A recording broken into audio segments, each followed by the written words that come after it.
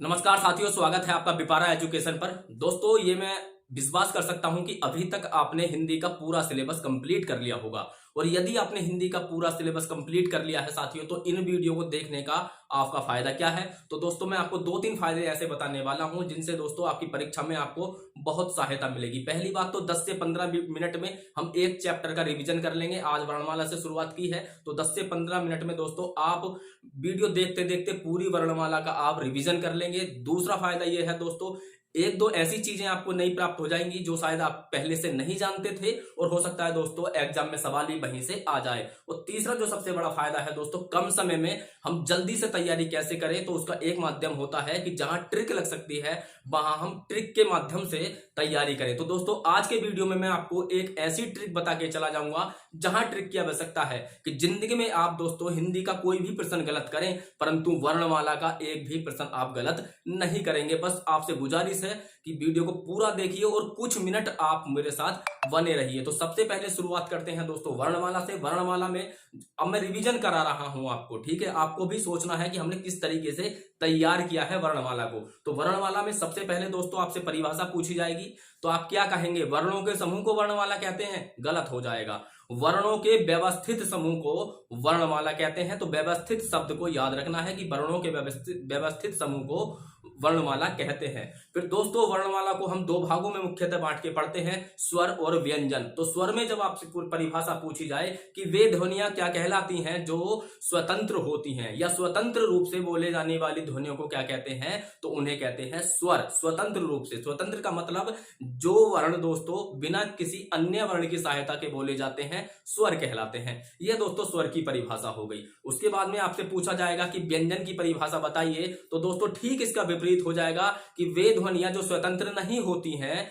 व्यंजन कहलाती हैं। स्वतंत्र नहीं होने का मतलब है कि व्यंजन साथियों ये फिर किसी न किसी स्वर की सहायता से बोले जाते हैं, स्वतंत्र नहीं बोले जाते, ठीक है। तो दोनों की परिभाषा हमने अलग अलग समझ ली। अब दोस्तों हम समझते हैं स्वरों की संख्या कितनी होती है, तो 11 होती है। व्यंजनों की संख्या कितनी होती है? 33 होती है। आज ही समझेंगे 33 कौन से होते हैं, और ये 11 आप यहां पर लिखे हुए देख सकते हैं। तो दोस्तों क्रम से आपको जरूर याद रखना है। यदि आपको क्रम याद है तो देखिए साथियों, आप कितने प्रश्न केवल क्रम से ही याद कर सकते हैं। तो सबसे पहले पूछा जाएगा इन स्वरों का उच्चारण स्थान, मतलब हमारे किस अंग को टच करके या किस अंग से ये निकलते हैं। तो दोस्तों सबसे पहले यहां होता है कंठ।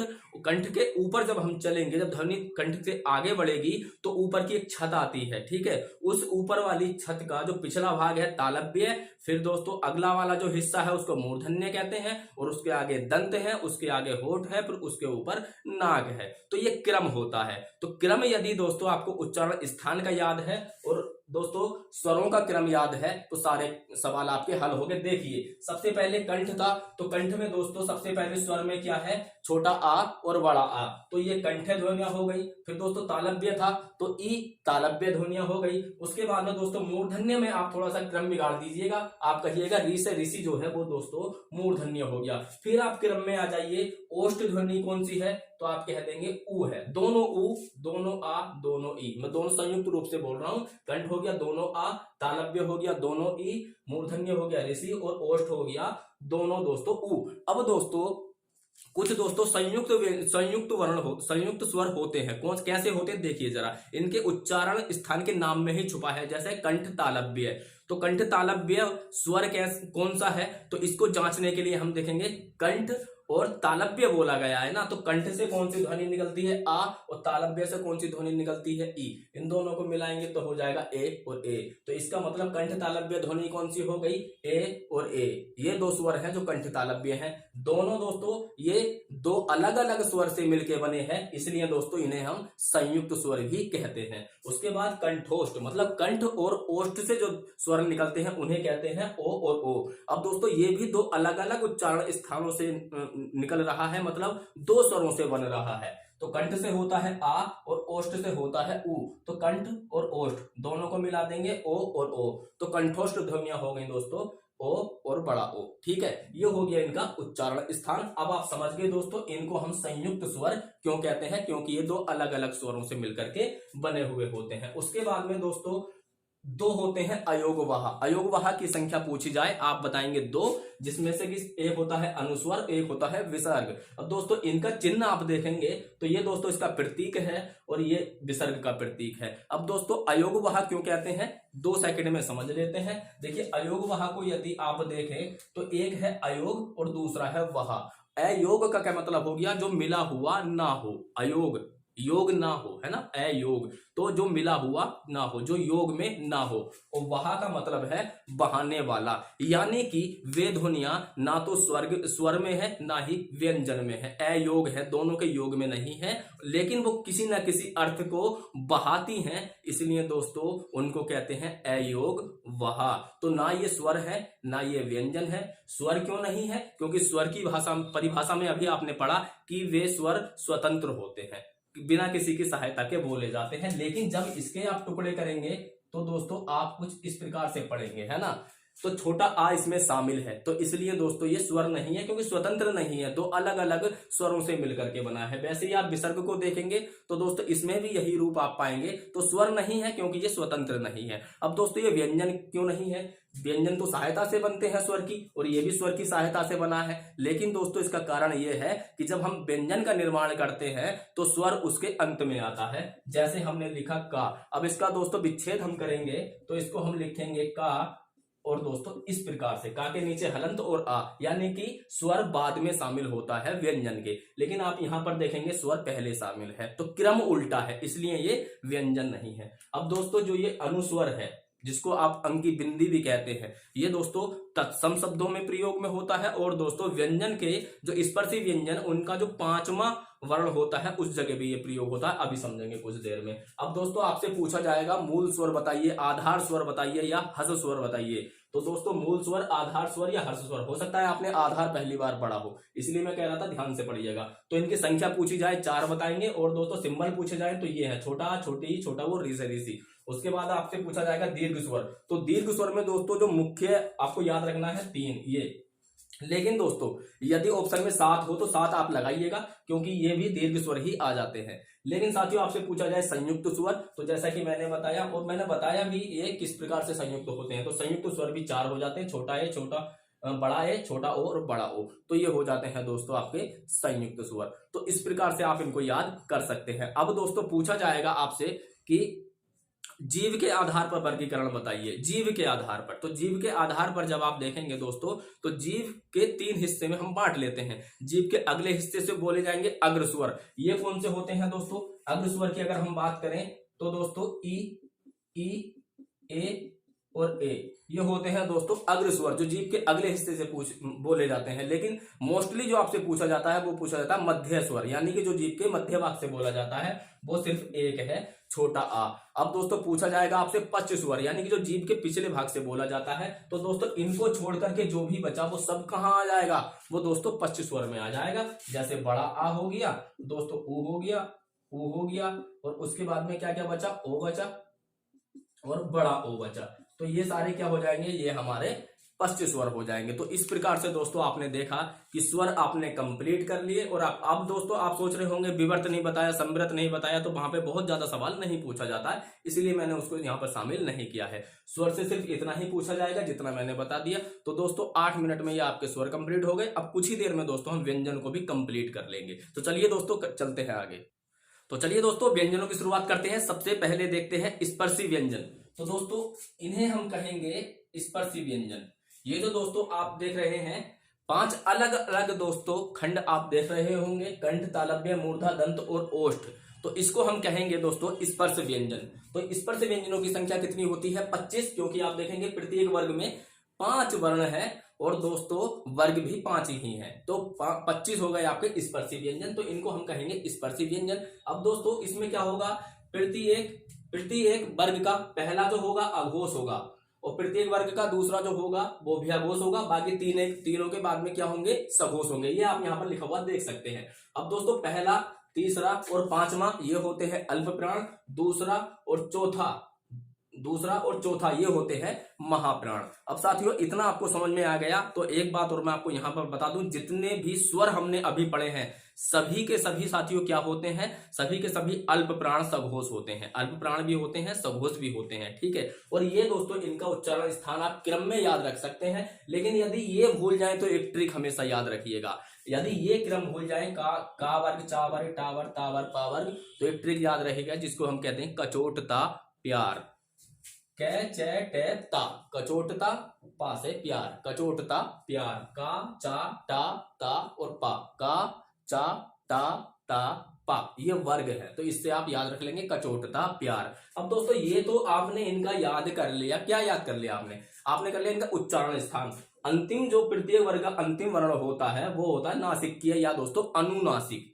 क्या होते हैं ये, अब मैं आपको बता दूं, अभी हमने अयोगवाह जो पढ़े थे दोनों अनुस्वर और विसर्ग दोनों के दोनों क्या है, नासिकीय है या अनुनासिक है। एक होता है निर्नुनासिक जिसके उच्चारण में हवा केवल मुंह से निकलती है वो होते हैं निर्नुनासिक, और नासिकीय या अनुनासिक किसको बोलते हैं, मुंह के साथ साथ हवा नाक से भी निकलती है। तो ये दोस्तों हो गए आपके नासिकीय। अब दोस्तों अंतस्थ व्यंजनों की संख्या कितनी है, 4 है। अंतस्थ व्यंजन कितने हैं, 4 है, या रा ला वा, ठीक है, ये आपको पता होगा पहले से, लेकिन जो मैं आपको ट्रिक बताने वाला हूं वो जरा ध्यान से सुनिएगा। उसके बाद ऊष्मीय या संघर्षी, ऊष्मीय संघर्षी कितने हैं, 4 है, ये भी आपको मालूम होगा, तीनों प्रकार के सा और दोस्तों हा, ठीक है। अब ये तो आपने याद कर लिया। अब मैं आपको बता दूं ये अल्प प्राण होता है, ये चारों के चारों क्या है साथियों, ये अल्प प्राण है और सघोष है, अल्प प्राण और सघोष है अंतस्थ व्यंजन, और ये चारों के चारों क्या है दोस्तों, महाप्राण है, महाप्राण है। ये क्या थे, अल्प प्राण और सघोष, अल्प प्राण और सघोष चारों व्यंजन, और ये महाप्राण और अघोष।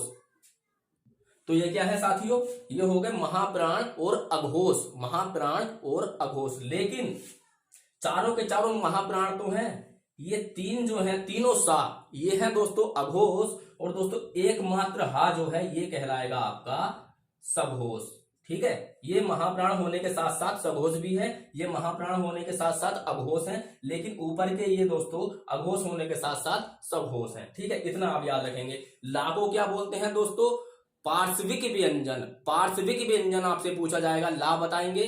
और रा क्या है दोस्तों, लुंठित व्यंजन, लुंठित व्यंजन जब पूछा जाएगा रा बताएंगे, पार्श्विक पूछा जाएगा ला बताएंगे। इतना आपको याद हो गया होगा। संयुक्त व्यंजन दोस्तों 4 होते हैं जो दो भिन्न प्रकार के व्यंजन से मिलकर बनते हैं, उनको संयुक्त व्यंजन बोल देते हैं। चारों हैं, आप यहाँ पर देख सकते हैं किस प्रकार से ये बने हैं। लेकिन साथियों इनका उच्चारण आपने याद रख लिया, उच्चारण स्थान कहां से निकलते हैं। अब दोस्तों ये जो 8 है इनका उच्चारण स्थान हम कहां से बताएं, इनका उच्चारण स्थान हम कहां से बताएं। अब मैं आपको एक ऐसी ट्रिक बता रहा हूं, जिंदगी में कभी गलत नहीं करेंगे, ये मेरा दावा है। देखिए चारों में दोस्तों कोई भी कंठ्य ध्वनियां नहीं है, तो कंठ को आप छोड़ दीजिए। तो कंठ के बाद क्या आता है, तालव्य। तो दोस्तों आप तालव्य जब भी आपसे पूछा जाएगा, मैं इसको जरा मिटा रहा हूं। अब ट्रिक जरा ध्यान से देखते रहिएगा, जिंदगी में कभी भी इनका उच्चारण स्थान गलत नहीं करेंगे, कभी नहीं करेंगे इनका उच्चारण स्थान गलत, ठीक है। तो सबसे पहले हम देख लेते हैं तालव्य, ठीक है।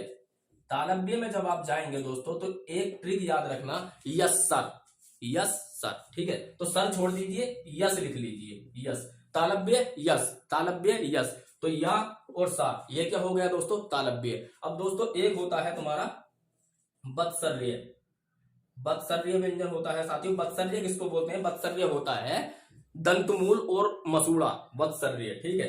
अब दोस्तों इसमें कौन कौन सा होता है, तो बत्सर्य जितना कठिन शब्द ये बोलने में लग रहा है उतना ही क्या है, सरल, क्या है, सरल है, क्या है, सरल है। जितना बत्सर्य बोलने में लग रहा है उतना ही सरल है।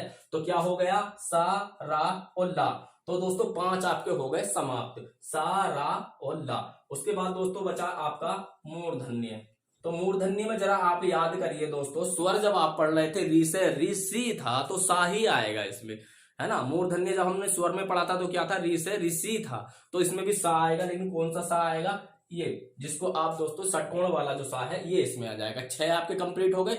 अब बचा दोस्तों हा और वाह। तो वाह जब आप उच्चारण करके देखेंगे अपने आप याद हो जाएगा, ऊपर के दांत और नीचे के होठ, वाह, ऊपर के दांत और नीचे के होठ, वाह, तब जाकर वाह बोला जाता है, ठीक है, वाह। तो इससे क्या हो गया, दंतोष्ठ, ठीक है। तो दांत मिले थे और होठ मिले थे, तो दंतोष्ठ क्या हो गया दोस्तों, वाह, ठीक है। अब एक ही बचा हा। उसको आप कर देंगे स्वर तंत्रीय, स्वर तंत्रीय या स्वर यंत्रीय पूछा जाता है, वो हो जाएगा आपका हा।